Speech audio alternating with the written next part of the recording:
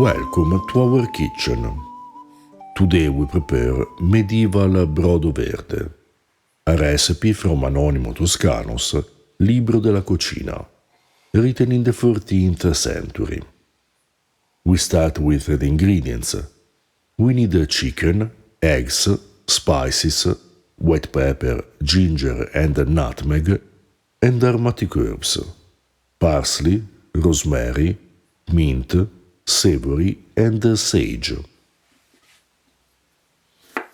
We mince the herbs and pound them in the mortar with the spices. The author doesn't specify the herbs or spices for this recipe, although he recommends pounding the herbs in the mortar, which makes the broth green, hence the name brodo verde. You can use aromatic herbs or also leafy vegetables such as spinach and chard, which are typically added to soups and other dishes to make them green. In addition to the herbs mentioned here, you can also choose others such as marjoram, dill, thyme, basil or lesser calamint, all of which are used in medieval cuisine. The quantity depends on your taste and how green you want the broth to be. As for the spices, we chose white pepper, fresh ginger and nutmeg, to avoid giving the broth a brown color, but other options are black or long pepper, cloves, cinnamon, grains of paradise, cardamom, cinnamon leaves or saffron.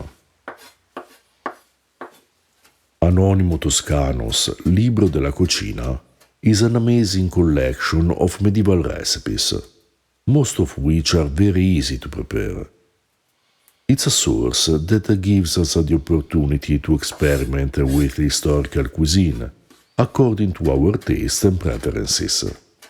Since the author includes the recommendation of several possible variations of the recipes, our edition, titled Libro della Cucina Medieval Tuscan Recipes, contains the translation of the text accompanied by an introduction with practical suggestions that help you recreate the recipes of the book, with information on the basic preparations and an explanation of the ingredients, followed by a glossary of Tuscan vernacular.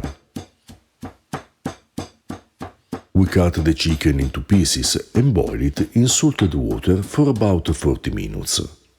When the chicken is almost cooked through, we add the herbs and spices.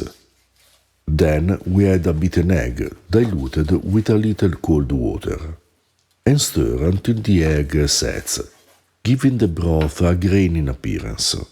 In the medieval cookbooks, this preparation is called brodo granato, which means grainy broth. For more meat recipes throughout history, check out our book, Early Italian Recipes, Meat, Meatballs and Sausages, which includes recipes for any type of meat, both fresh and cured, from primary sources written between the Antiquity and the end of the Renaissance.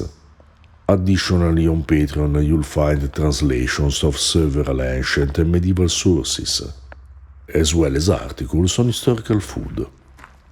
You'll find all the links to our books in the description below, along with the links to buy us a beer and purchase our merchandise to support our work.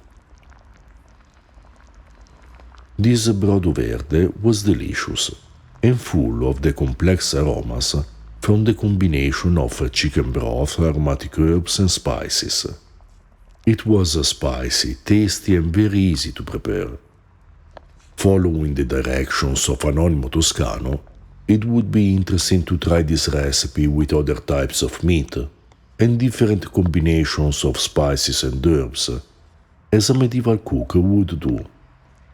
In fact, adding a personal touch would not only be considered appropriate, but also recommended as the correct way to prepare a recipe, since the goal is to offer the diners a great culinary experience according to the taste and skills of the cook. If you're interested in ancient foods and flavors, subscribe our channel and consider supporting us on Patreon.